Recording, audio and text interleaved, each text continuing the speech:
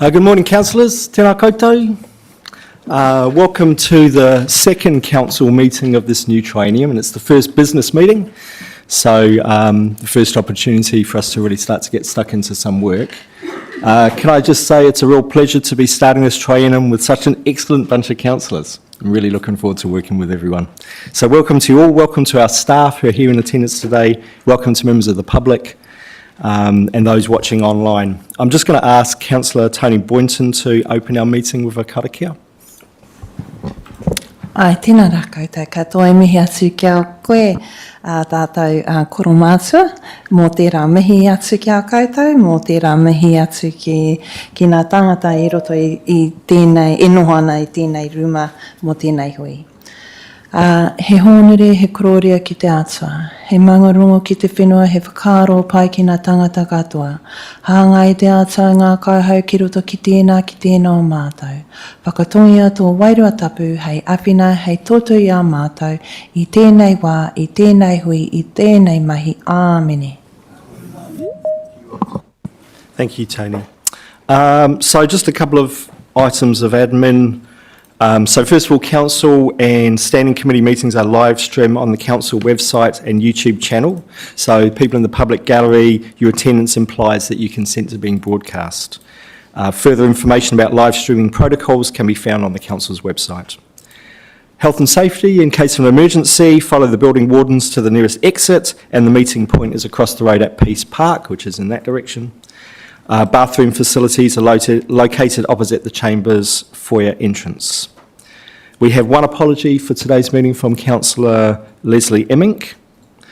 And we have to receive those, don't we? Could I have a mover to receive that apology? Councillor Isles, and a seconder, Councillor James. Those in favour say aye.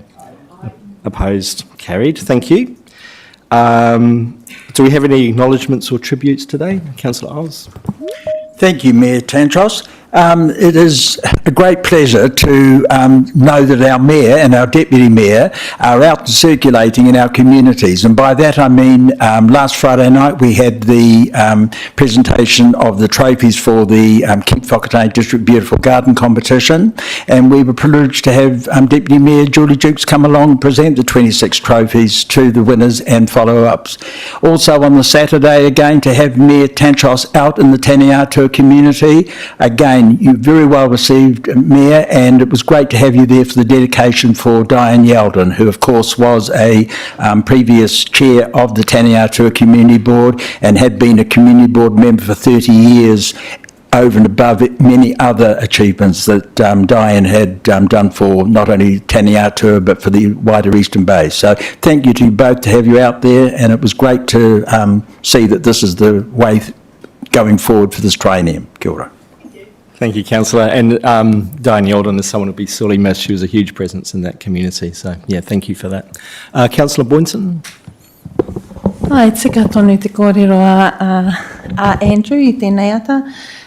He mihi atu kia koe e te koro mātua mō tō tautoko, mō tō mahi a tērā rā ki te whakahono a rohe, te mana whakahono a rohe ki a Ngāti Manua raua ko te kaunihira o Whakatāne. So I just wanted to acknowledge, obviously, the other day, the beautiful day we had in Murupara with the signing of the mana whakahono a rohe with Ngāti Manua, being the first that our kaunihira has had, and just the great hospitality we received from Ngāti Manua and the acknowledgement, and also too the hope that that they are first off the rank in terms of us being able to secure the relationships, establish a clear foundation of our workings with Ngāti Manua and our other iwi.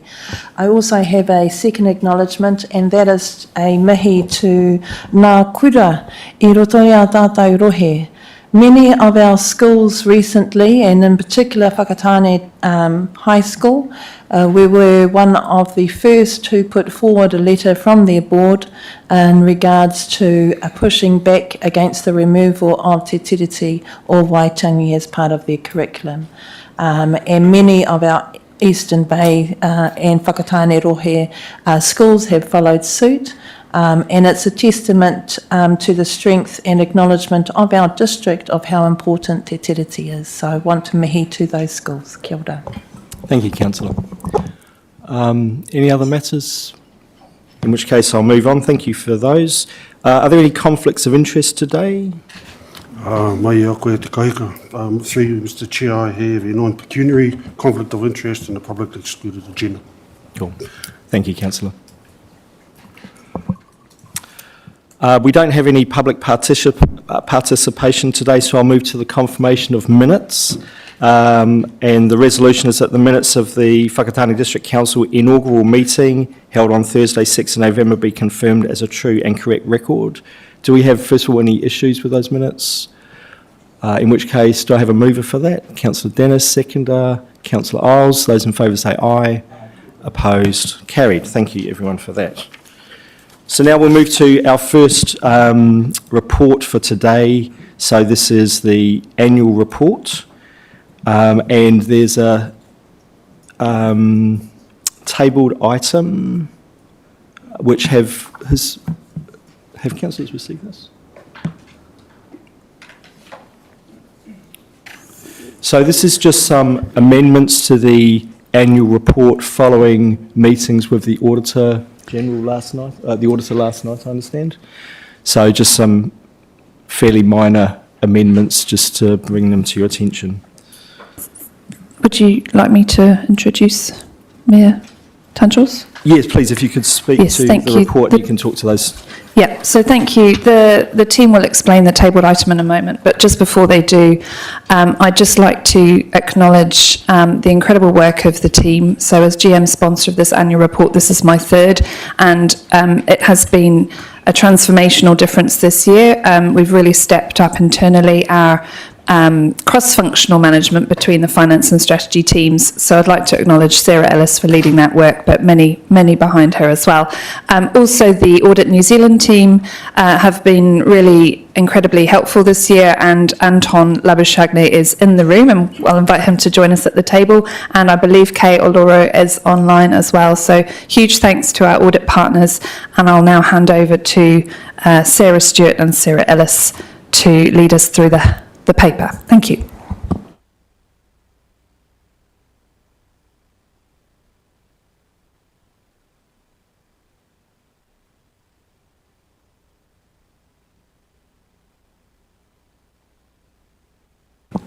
Morena tātou. So this morning's paper, as Lainey has introduced, is the annual report for the 24-25 financial year. So this is year one of the long-term plan. So in terms of the annual report, it sets out both our service performance information as well as our financial performance as well. The tabled items that are with you today are some minor changes. So as we work with our partners at Audit New Zealand, they're constantly going through the document. So there are a few corrections and a few disclosures that have been added.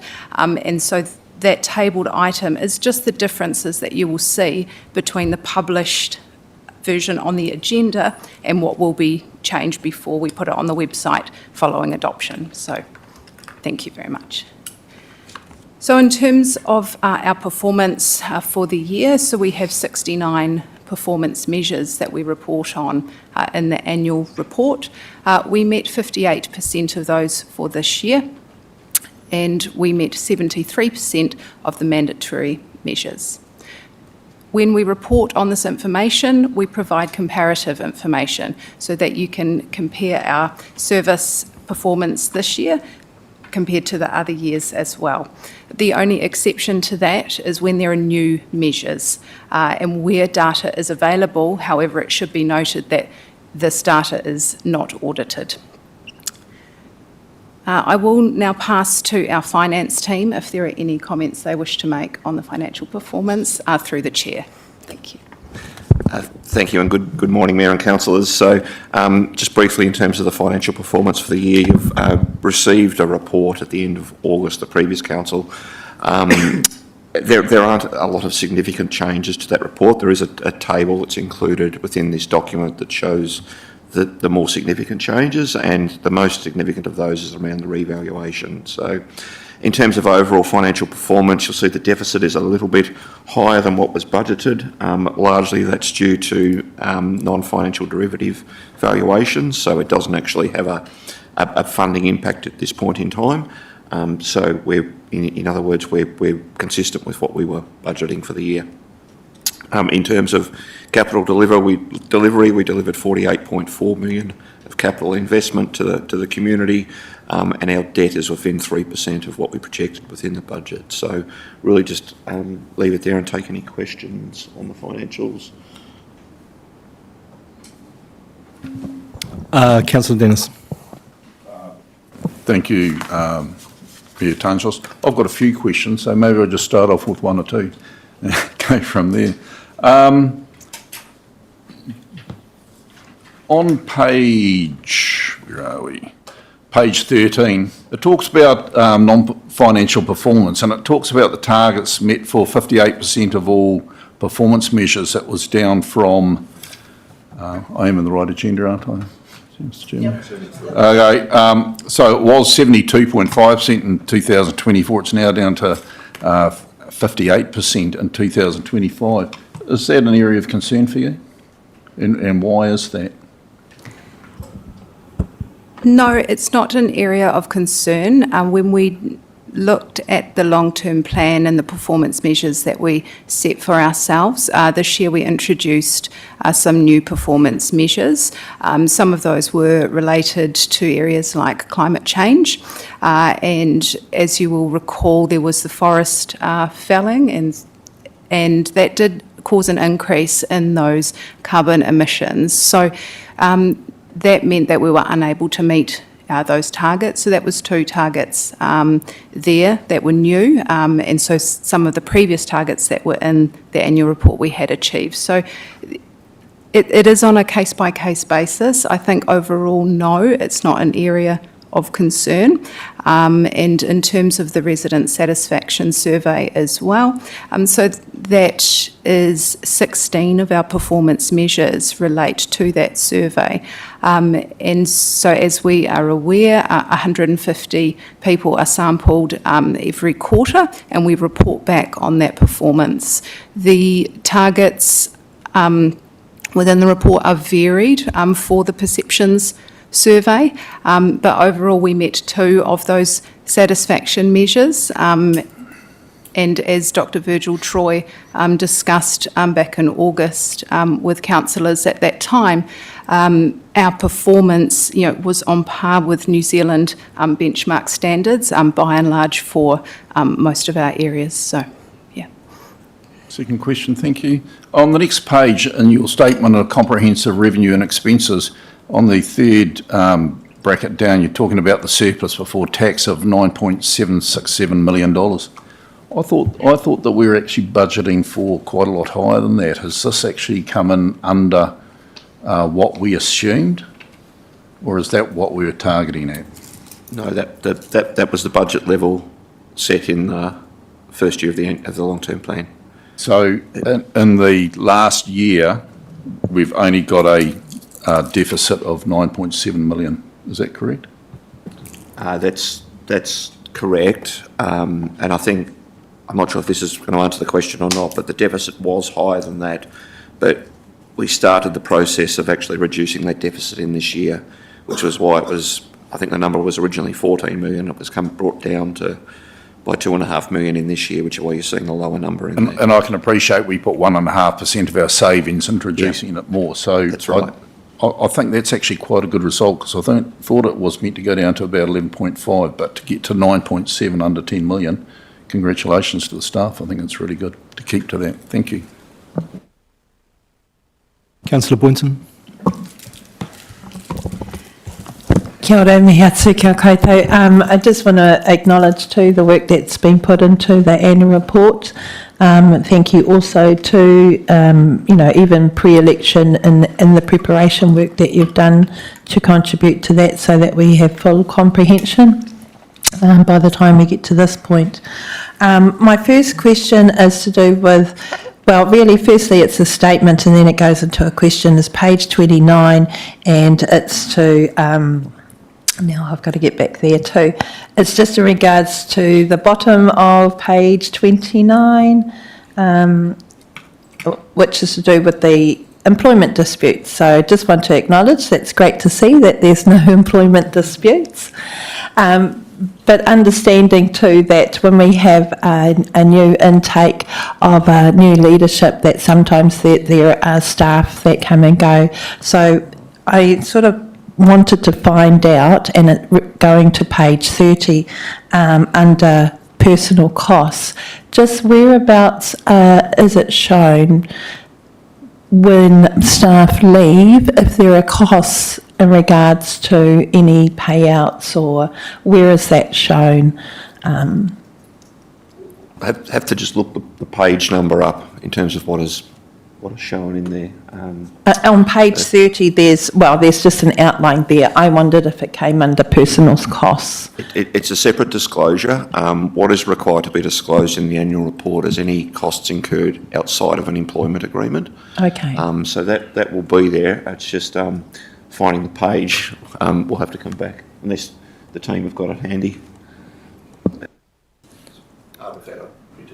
Oh, sorry. I just wanted to, see that reflected, because obviously the general public see the different jobs that are going up all the time, and so just trying to understand, we understand there's costs that happen when people leave, and also recruitment and stuff like that. So just wanting to see where's that reflected in our finances.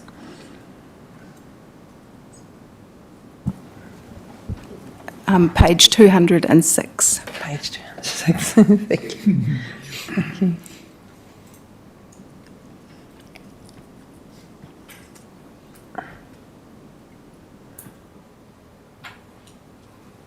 Who's going to get there first?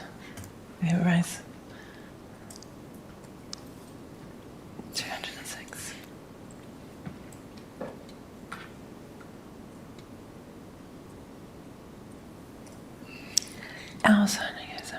Is that in the appendix? Yes. Okay. Is anyone going to speak to that, or is it just the answer of where it is? I'm happy to just, so there is a severance payments disclosure which is included on page 206. It lists the amounts of the severance payments, of which there were 5 for the year that are included within there. Thank you. Thank you for that. Deputy Mayor Jukes. It's going to take a while, isn't it? Thank you. So I'm just on page 34 about the major variances against budget in the summary document. And looking at the comments there in the interest revenue versus the financing cost, it seems to be a positive. Is that going to be a good positive going forward if we still do that pre-funding with loans? Just to get that extra revenue? Yes, it is, but it is also dependent on what the interest rate, the markets are doing effectively in there, and we will have reflected more of a favourable interest rate environment through this year's budget, so I wouldn't expect large favourable variances there, because they will have already been taken into account in the budget numbers. Yeah. Excellent. That's probably where I was coming from. Thank you. Are we allowed to ask the auditor a question, or are we coming to that a bit later? I think what we'll do is we'll finish with the annual report, then we'll go to the hear auditors. from the auditors. Okay, I'll save it till then. Thank you. Any further questions? Yep. Page 21, which is the Mayor's report and the full report. I noticed down there the second to last paragraph on the left-hand side talking about through the 12 months we continue to deliver services while navigating economic pressures and regulatory reform. I believe councils remain focused, responsive and committed to doing what's right for our district. On my watch, council has done everything. Shouldn't that be on our watch? Because council is made up of everyone. I would have thought that it was a team between the councillors, the governance, and also operations staff that have worked very hard to carry out all those. And I actually don't agree with actually doing it that way. I think that my should be changed to our, please. Thank you. My understanding, so to be clear, this is the previous mayor's statement because it's the annual report covering the previous year. And my understanding would be that the mayor has discretion to... Absolutely, they do. Yeah. While I agree with you, councillor, I'm not sure that it's in our power to change it.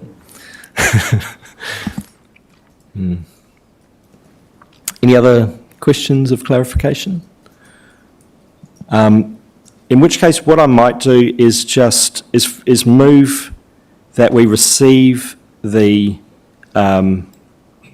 annual report and note that the Audit New Zealand will present their audit opinion at this meeting, and then we'll move and do those, and then we'll move to the auditor's report. So if everyone's happy with that, can I have a mover for those two? I'll take them as two. Councillor Isles, seconder. Deputy Mayor Dukes. Those in favour say aye. Aye. Opposed? Carried. Thank you for that. So now we'll move to the Audit New Zealand. Welcome to the table, and welcome on screen. Good morning, councillors. Thank you for having me today, and I just want to start congratulating you all on the election. I'm actually quite excited to be here today to present my opinion on the District Council's annual report. You will note it's a non-standard opinion. What this means is that for the current year's financials and non-financial statements, we believe they're materially correct. However, last year in the comparators for some of the non-financial information, there was a qualification. These relate to some of the mandatory measures and the complaints received around water supply, wastewater and stormwater. However, those matters were actually resolved towards the end of the previous financial year, so the full year there were no issues with that. So we just have to say, note that the prior year non-financials were qualified. We've also got I've got two emphasis of matters in the disclosures. What an emphasis of matter is just saying you've got disclosures in your annual report. We think they're important and we're just highlighting that to the readers. So the two we have, one is on the local waters done well disclosure. So we're just highlighting the importance of that to readers. And the other is around the greenhouse gas emissions. The main reason is that that's still a bit of an evolving science, so things may change as that science evolves. So you've disclosed that, and our opinion just refers to that disclosure you've already made.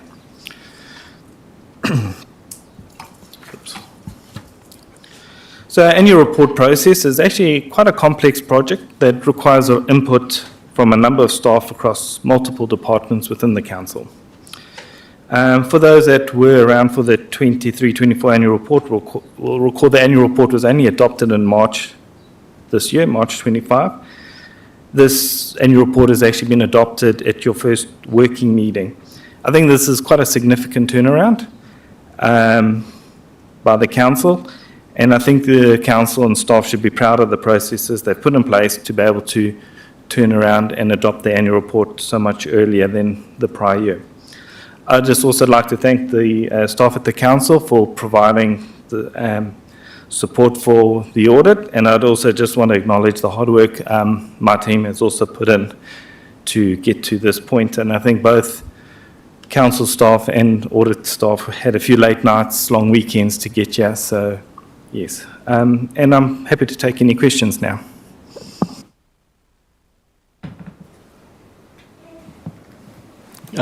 Councillor Deputy Mayor Dukes. Thank you, and thank you for coming to our meeting today, and a big thanks to all the staff who have put in long hours. My question is going to be, was it a smoother process this time round than it has been in the past years from both the audit and the staff perspective? And that in no way is meant to be a criticism of either party, but I just know that we have had issues previous years. I mean, I wasn't personally involved in the audits the last few years, but I just know from talking to colleagues and that, and staff, there were some challenges in the past, but I think, you know, it seems definitely a lot smoother from what I've experienced. The team is quite responsive to suggestions. You know, from an audit, we don't want to have that whatever we say, people just accept blindly, you know, but so there is a healthy challenge, but it's not a case of just digging heels in for the sake of digging heels in. So if we may not have all the information, it's quite good the staff come back and say, well, here's the actual full information and why that judgment was made. So that's been quite good, yeah. Oh, good, excellent. Because it does reflect on our audit fee. Are there any other questions? I've got one question, which is more for the people watching, because we've got quite a few people on live stream, I think. And I think our community doesn't always appreciate that our reports and accounts are audited and what the purpose of that is. So could you, for the people watching, could you explain what, as an auditor, what is the purpose of what you're doing? What do we gain from having you audit our report? Well, one of the things is, as a council, you have the ability to effectively rate or take money from the public. So with that comes a lot of accountability. What have you done with that money? So we're independent. Well, the OAG talks about being the watchdog, to actually go, have you actually done what you've said you've done? We do work to materiality to make sure it's materially correct. So yes, maybe $10 might not be in the right place, but that's not material. So I think what it does, it gives the public that assurance that whatever is reported in the annual report, what has been done with the money, what services have been provided has actually been done as you've reported, not something else. Thank you, that's helpful. Chief Executive. I just had a comment. This is a really good audit and has been quite a remarkable turnaround, really. The previous councillors, councillors from the last triennium will be well aware that we made some investments of time and resource into getting our audit back in the right place. And I'm really pleased that that we've got to this point today. It's been a lot of hard work because there was a lot to fix. From executive down through staff, people were putting in hard work, and actually working on our audit and getting it into a good place has also, I think, improved our relationship with Audit New Zealand as well, and the staff here. I sort of feel like we've got to this point with a really strong working relationship and a good audit. But the other thing I'm a little bit concerned about is now we've set the benchmark quite high for next year. But I just want to send a shout out to the team as well, and that includes Audit New Zealand, because they were part of our objective for really turning around our audit. Everyone's just done a champion job, and I'm very proud of it, actually. It's great. So thank you.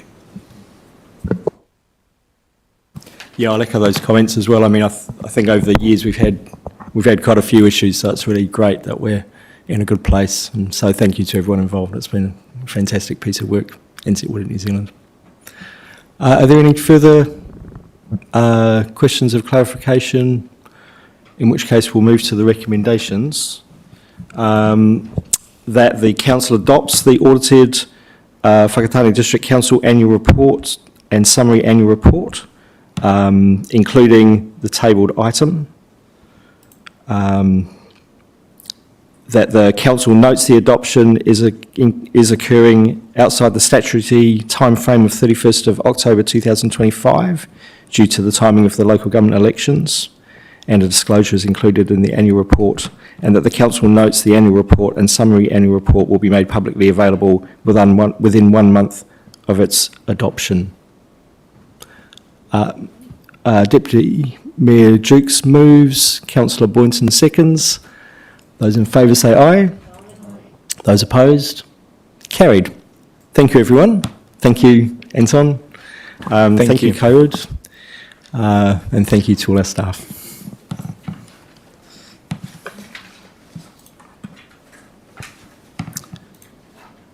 So now we'll move to the council governance structure and delegations. And this is, what page are we on here?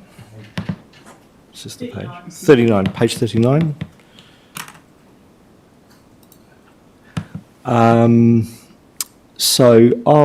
This is my report, I think, so I'll just speak to it and then invite if there's any other comments.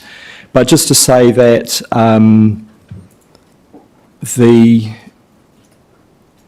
what I've done this triennium is moved back to more or less the structure that we had prior to the last triennium. We've slimmed the number of committees down, so there's one less committee. Because the workload for some of the committees in the last training was a bit lumpy. So this, I think, will ensure that each committee has a pretty substantial workload to work through, which will help with timetabling the meetings a bit better. And you'll have noticed that risk and assurance has been folded into the Finance, Performance and Risk Committee. Because we have a chartered accountant on our council, which helps give us some assurance, but we'll have an independent member in there as well.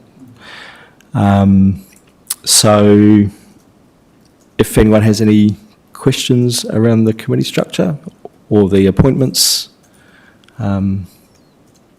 please raise them. Councillor Isles. Thank you, Mayor Tantros. Look, I look forward to working with the streamlined approach that you've introduced, and I think it's taking us back to where we were in the past.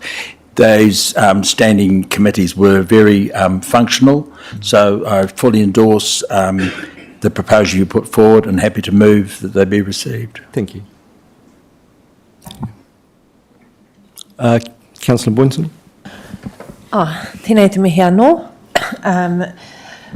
Even though I wasn't here in the previous, the two traineums before, I had often heard about the structure that was in place then, and just the also looking forward to the different roles. But I just had a question that I wanted clarity on, and that was around the timing of the meetings, and if that has increased, because I see 8 weekly there. I know last triennium we were sort of between 6 and 7 weeks with each meeting. I'm asking because I'm a bit worried because I know how much legislation reform that we have coming in this triennium, and the ability for us to be able to have the space of those meetings, if they're spaced out so much. How are we going to mitigate that, particularly with how hard and fast these changes are? Some of the end dates we don't know yet. And I'm just a bit worried by only having meetings every 8 weeks that we might fall behind or fall into a pattern of retrospective, or that we're relying heavily on delegation. So just wanting to make sure our committees are as effective as possible. So just a question around the 8 weeks. Yeah, thank you, Councillor. I'll invite the Chief Executive to make a comment in a second. But my view would be that in the previous triennium, I think our councils didn't always have a full agenda. So the first thing is that I think probably having less frequent meetings mean that when we meet, we actually have a substantial workload because particularly for councillors who come from a distance, to come in just for a couple of hours seems a bit of a waste of their time. So we can fill in a good workload. The other thing is that in the delegations, what you'll notice is that I think all of the standing committees are able to make submissions to government legislation. So I think what it means is that while the full council might not be there in time for a submission, we can have those done through our standing committees. And of course, because we're all members of all those committees, we'll all get to have a say on them as well.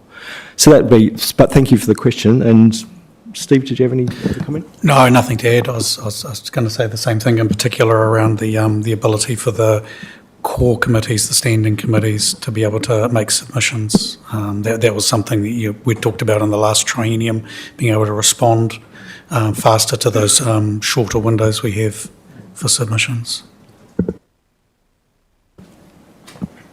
Any other? Councillor Dennis.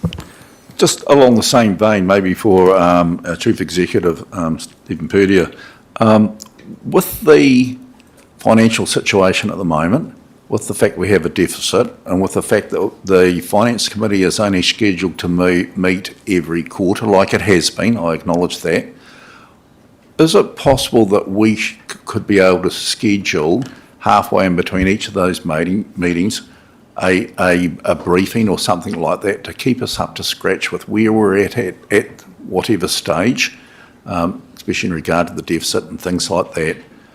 I'm not talking about another formal meeting, because I don't believe it's fair for the staff to be overloaded with work doing formal reports and all that.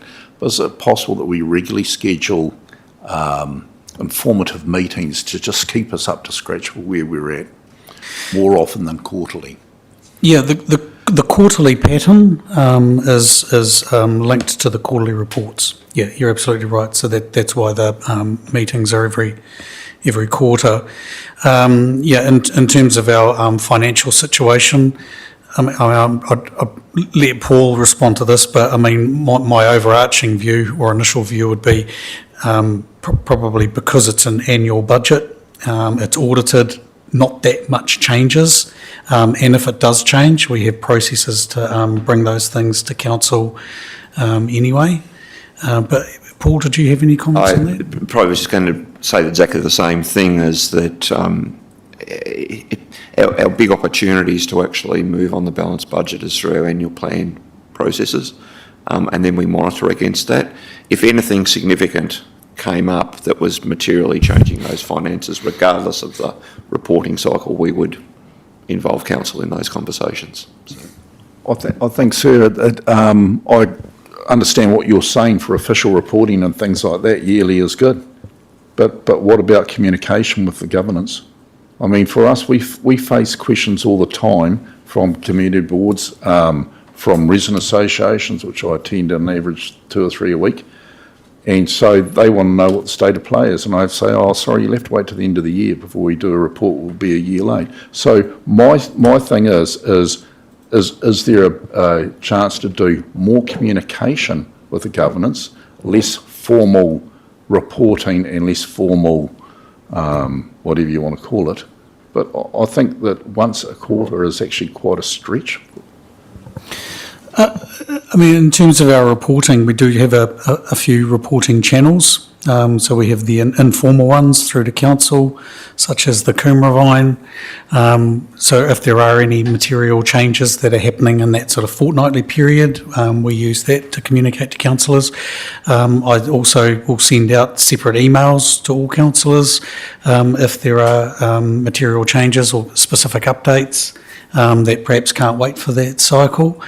In terms of updating community and residents, yeah, I think as Paul said, you know, our strategy for the year is set during the annual plan process, and then those quarterly reports are just monitoring that we're within those set targets. But yeah, not that much changes unless something serious happens, and councillors are made aware of that as soon as we're aware of that. So I'm just not sure. It would be a lot of extra work to run extra meetings, and also preparing reports is extra work, and I'm not sure there'd be a lot of material benefit from it. But yeah, take your point. Maybe even through the Coomeravine, we're getting some more reports from the finance team in terms of what the state of the play is. Through the chair, what we could potentially do is through the Coomeravine just put an update of any material changes that occurred within that quarter. So then that's very clear that what the conversation is with the community is consistent with the previous quarter. And for example, if we've got a grant or something like that that impacted on those numbers, we can report that through those channels. Thank you for that, yeah. And as you say, you wouldn't expect too much material change between those periods, but ensuring that we're alerted to anything significant. Thank you, Councillor. Any other? Yep. Councillor Hamill? I have a question just sort of echoing Councillor Boynton's point about meeting frequency, but particularly focused on community boards. And I'm conscious that we're making a decision about community board meeting frequency without consulting community boards. And I'm also mindful the community boards meeting calendars had a few hiccups this year. So my question is, what is the rationale for extending the meeting frequency? And I also I did think on page 81 that the purpose of the community boards, as outlined in the delegations, is not actually, is quite a narrow view of what community boards actually do. I'm not too sure if I'm allowed to expand on this as a question, but in the Local Government Act, the main purpose of community boards is to represent and act as advocate for the interests of the community, and that's primarily the main role of a community board. And I think that extending the meeting frequency is not necessarily consistent with our vision, working together to make living better for our communities. It's 81. So my question really is, what was wrong with our original 6 to 7 weekly frequency? Why was that not fit for purpose?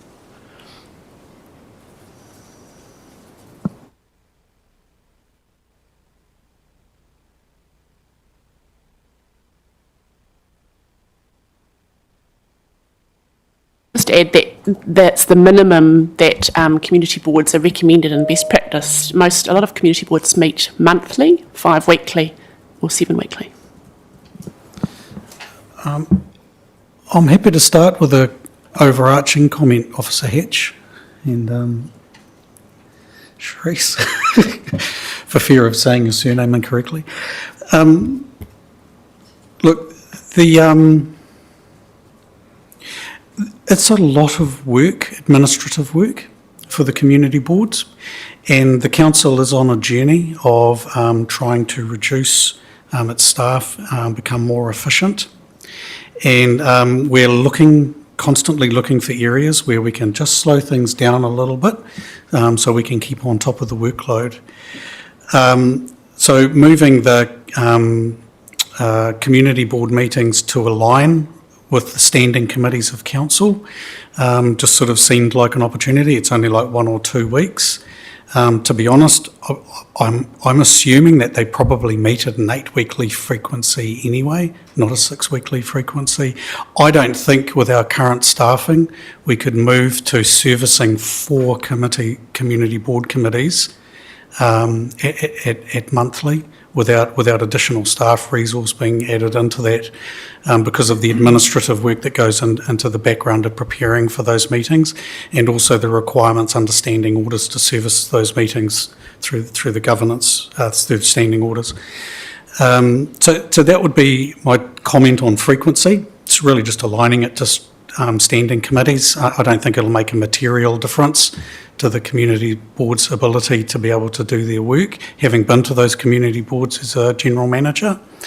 But I'm interested in hearing other views on that. We should hear from perhaps Officer Hatch or Sharice.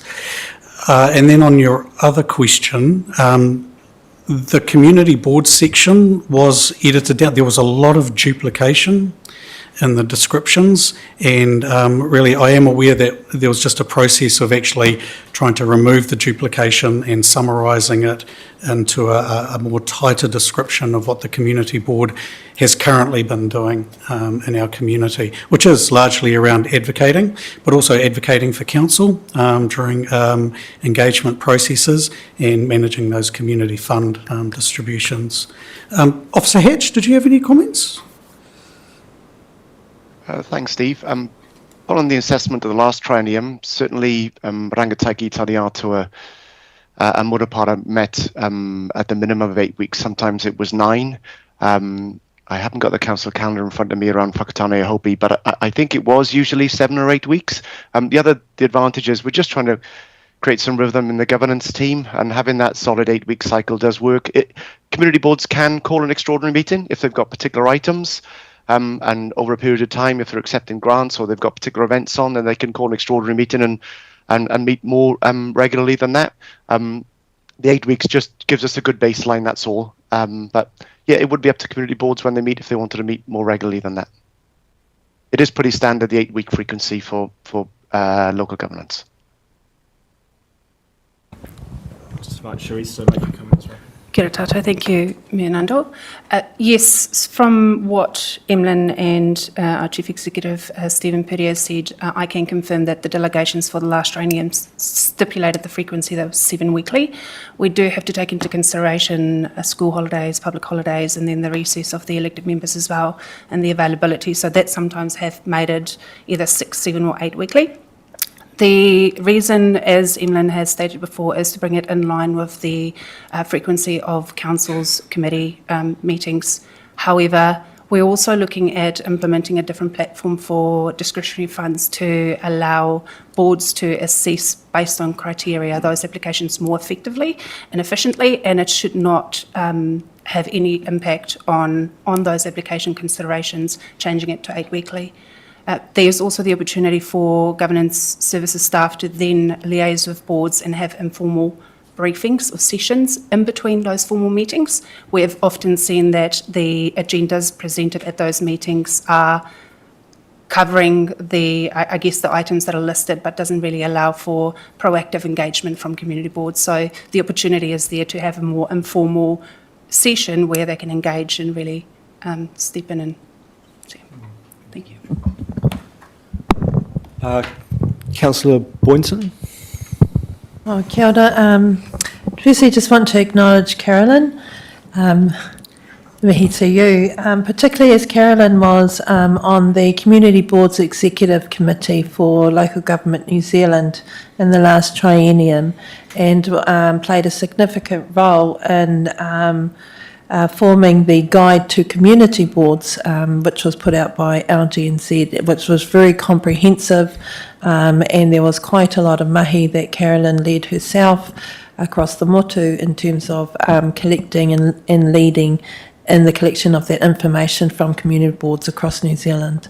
So I just want to mihi for you for that, Carolyn, and acknowledge your role that you've played in that and your advocacy for community boards across the motu.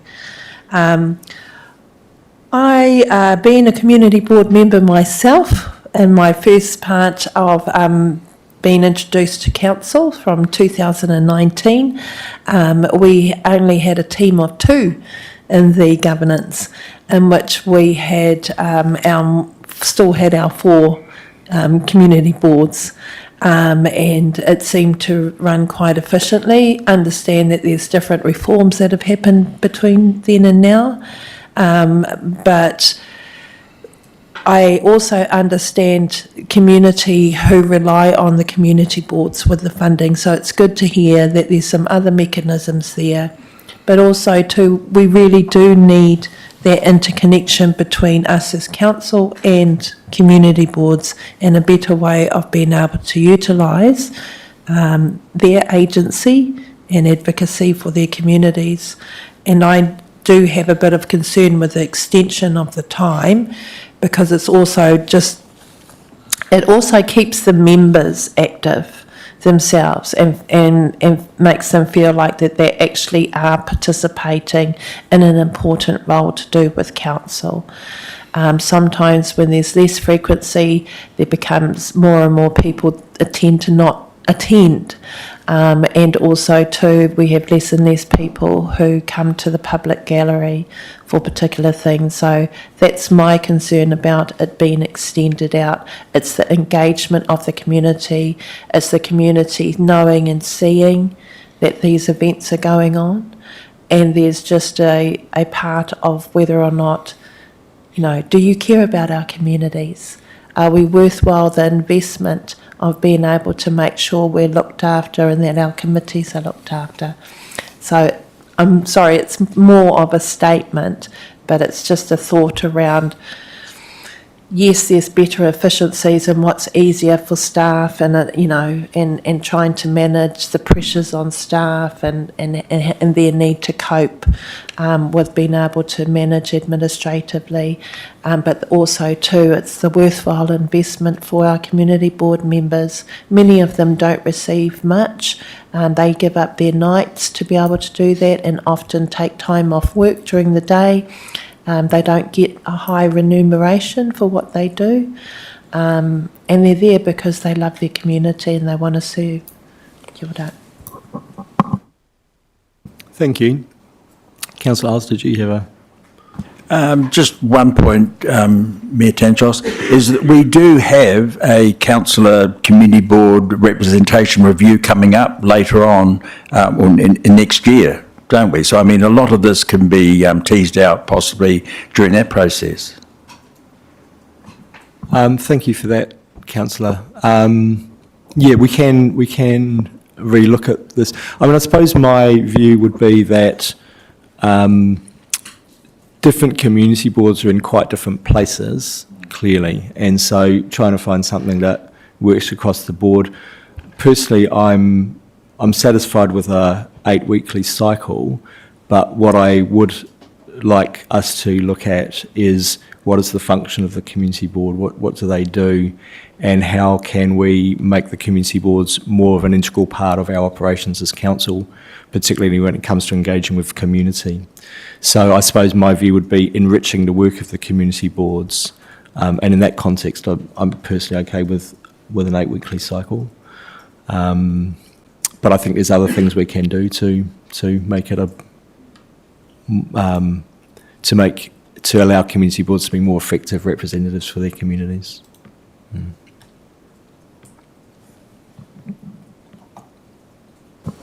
Through you, Mayor. Yep. Is there scope to ask community board members themselves? I mean, we're in a challenging space where they haven't been inaugurated. So how do we get feedback from community boards themselves? Yeah, it's a fair point. And I think the review that Councillor Isles mentioned, I think will helpful. One of the things that with this, I know there'll be some things in here that we probably need to iron out over time. And one of my objectives was to try and get the structure in place and appointments made sooner rather than later, bearing in mind last time when it was, I think, February by the time we were up and running. So the effort has been to get the system up and running, and then we'll iron things out as we go if we need to. Any other questions, or in which case Can I just ask on page 86, the governance structure flowchart, the Tarawera Awa Restoration Strategy Group's not in this page 86? I just wondered, is there a reason why it's not in the joint forums, or?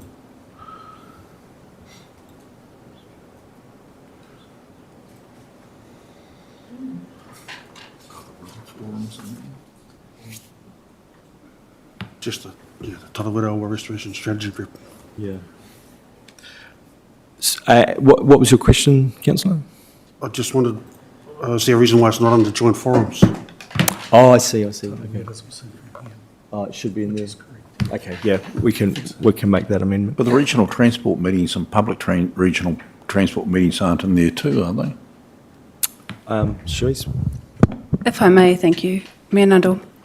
The Tarawera Awa Restoration Group has been noted in one of the other groups on the second to last page of the delegations register. So noted, what we can do is we can move that up to the joint forums or groups so that it's noted on the committee structure. In terms of the regional transport, it is on there, but the public transport is an item that we need to include for consideration as part of today's recommendations that we work through. We've got a table item on that public transport item. Thank you. Actually, before we move to the recommendation, there is a couple of items. So the first is the tabling the item about the Public Transport Committee, and we'll do that now. My recommendation is that Councillor Isles be reappointed to that committee, having sat on it previously, and also because his involvement with Waka and other organisations like that in our community. So that's one item. The other is on the Community Grants and Funding Committee, to be clear, that it currently identifies 3 councillors who will sit on that committee, but there will be ad hoc members of that committee appointed according to the business before the committee. So we will include a process of how those panel representatives are appointed. Councillor Dennis?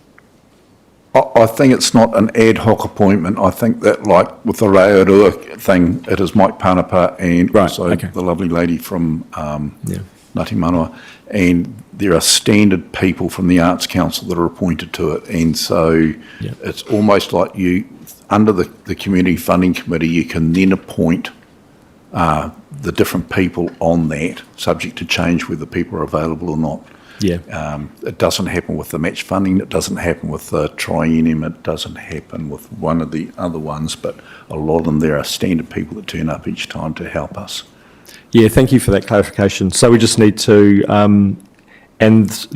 so that process will be included. How will that happen?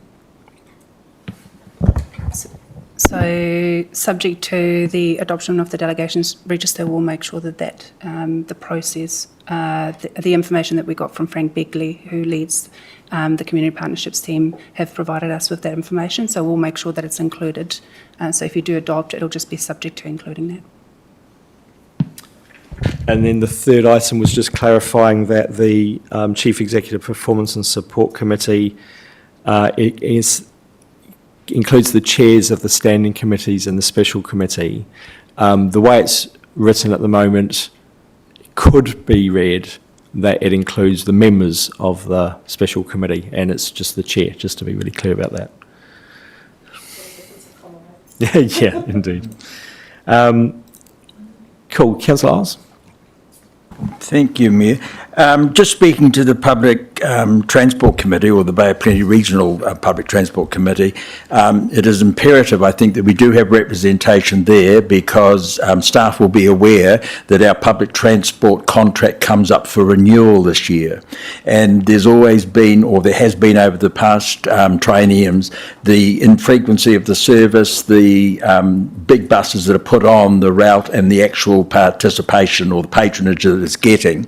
And again, I've worked closely with my alternate, which was Councillor Dennis in the previous triennium, to look at an on-demand service that may be introduced into Whakatane, and that, as the Mayor has already indicated, could be worked through with my Waka Eastern Bay Community Transport, which I also chair. So it's just a matter of looking for ways that are going to hopefully alleviate, but at the same time create more regular public transport services within Whakatane urban, and eventually, or hopefully, towards the satellite towns as well. So it is something that I think we've really got to keep our lens on, and that will certainly be through Annalise and what have you in the roading team as well. Thank you, Councillor. And I'd like to look for opportunities for when members are on these different boards and forums to report back into council, so that I know we do get many of the minutes and things like that, but I think some verbal updates now and then might be quite helpful. Councillor Boynton? Yes, I just had a question in regards to the Iwi Chairs Forum, and mihi to yourself and Julie for being on that. But I also wanted to ask, in particular, is it only for the deputy mayor and the mayor? Only because I saw this last triennium as well, where. And there's no, I'm not trying to dismiss anybody else's qualifications in terms of te ao Māori perspective, but wondered why either a member of one of the Māori ward councillors or someone with a specific Māori, te ao Māori lens is part of that committee to be able to translate or decipher particular aspects of things that happen within those hui with iwi chairs. So I just wanted to ask about that. Thank you, Councillor. Thanks for that. I'm in the process of just discussing through with the different members of the Iwi Chairs Forum about how that's going to roll, because it's been a bit of flux recently, and so we're just having those discussions about how the members want to see that operate, and that can be one of the things that we'll discuss as well. So. Yeah. Councillor Isles. Thank you, Mayor. Just one other committee that doesn't appear anywhere within the delegations is my Keep Whakatane District Beautiful Committee. And I know a bit like Sister Cities back under the previous Chief Executive, Steph O'Sullivan, there was a review going on, but I don't think that review's ever been completed with regards to that committee. And also, again, through you to the Chief Executive with regards the structure of what was Sister Cities is now Global Cities. And we, again, had made some adjustments to that, which I've already asked if we could review that so that there was a greater inclusion of external members and a closer frequency to align with the 8 weekly cycle of standing committees and ad hoc committees. I think that'll be something we'll have to take offline and have a conversation about, Councillor. Thank you. I just wanted to point out on page 45 in regards to the external appointments. I really appreciate that in the last sentence that one additional external position remains vacant. That's on the Finance, Performance and Risk Standing Committee, and that the committee chair will have the option to recommend filling this role if required. So I appreciate that that option is still available for, if this goes through, it would be Councillor Immick for that appointment. So I just wanted to point out that the option to have another external on that committee is still there. So I appreciate that. I think that's a good option to still have. Yeah. Thank you. In which case, I'll move to the recommendations that the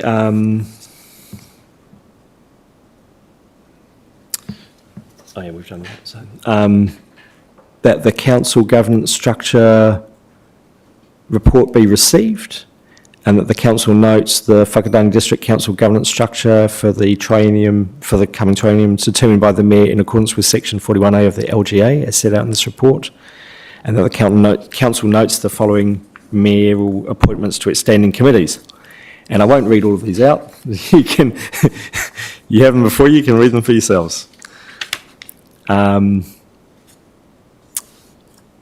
That we note the Eastern Bay Licensing Committee membership as outlined, that we note the appointments to external groups as outlined, and confirms the delegations to the council, standing committees, special committees, joint forums and community boards for the 2025 to 28 triennium as set out in Appendix 1, subject to the changes that we have discussed today.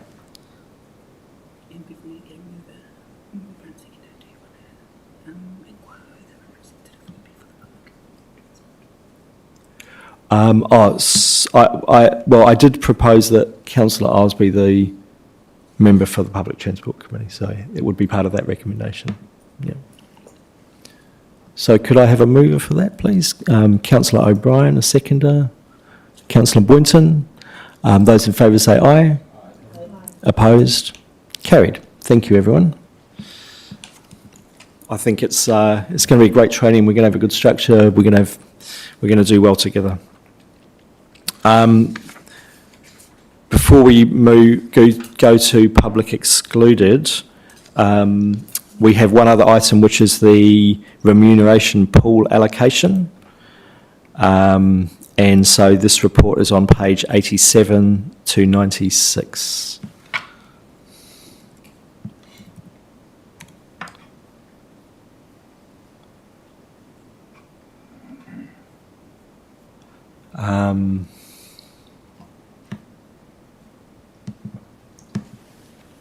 Okay, I'll invite Sharice to speak to that.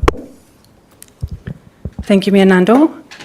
Councillors, so today we are presenting the remuneration pool allocation report to you for consideration. So the report outlines the total remuneration pool that's determined by the REM authority that will be allocated amongst councillors. So the entire base of that pool must be allocated, and it factors in population, operational expenditure, asset value, and the district's deprivation index. So there's a few things I'd just like to note. Of course, the entire remuneration pool is to be allocated in full. The Mayor and Community Board members are excluded from the pool as their remuneration is set separately within the Members' Determination Act. The proposed allocation of the pool was determined by Mayor Nandor based on the discretion of the different appointments for the councillor positions. And so council must decide today to allocate that pool to allow us to then put a submission into the Remuneration Authority. The deadline for that was on Friday. However, we've been given an extension till today. So the idea is that we can get this information locked in and issued to the REM Authority so that we can then get a response back from the REM Authority on whether it has been approved. Thank you, Sharice. Is there any questions on this report?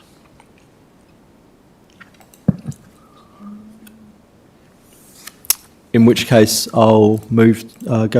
Seek a mover, Councillor Isles, seconded Councillor Whisker. Oh, sorry. No. Oh, apologies, Councillor Boynton. On page 8A, I just wanted to clarify the figures there of the allocation of the pool. It's different to the figures that were in the previous pages. Page 88, 3.2. Those are the allocations for the previous year. Okay, so I just wanted to make sure that you got the difference. Yeah. Cool. All right. So, Councillor Isles moved. Councillor Whitaker seconds. Those in favour say aye. Aye. Opposed? Carried. Thank you everyone for that. Yeah, that's right. It's time for morning tea. Shall we move? We'll move the resolution to exclude the public before we break for tea, and then when we come back, we'll be in public excluded. So, could I have a mover for that? Councillor Hamill, second Councillor Dennis. Those in favour say aye. Aye. Opposed? Carried. Thank you, councillors. Let's have a cup of tea.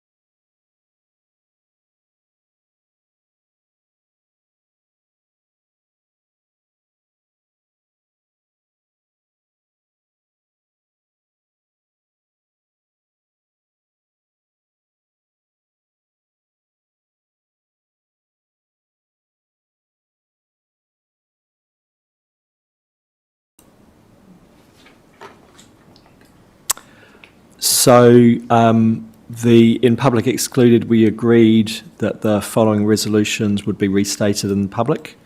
So the first, in relation to the interregnum decision report, that the council received the exercise of delegations during the election interregnum period report, and that the council noted one occasion where the chief executive exercised the delegations during the interregnum period to be restated in the public section of this meeting.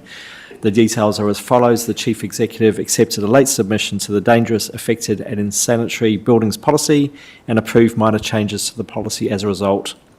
And number 3, that the council confirmed that the report was to remain in public excluded and was not to be released to the public. And on the update on council-owned land report, that the council received the public excluded update on council-owned land report, and that the council confirmed the report can be released to the public on the chief executive's approval once all works are completed. And that brings us to the end of our meeting.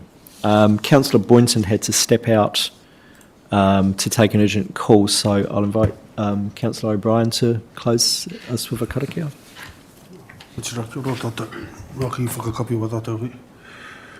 Kia taunga mana ki tanga te mangaro I runga I tēnā tēnō mātou kia mahe ai te hua ma ke heke. Toi te kupu, toi te mana kia toi ngā tikunga koe ia, te whakairihia, he whakawātea. Haumi e ui e tāki. Kia ora tata. Thank you, Councillor. Thank you, everyone, for attending. Thanks to all our staff. We'll be back for the briefing this afternoon. Can we do the annual plan now, which is 45 minutes? No, sorry. No, because we're going to cast off the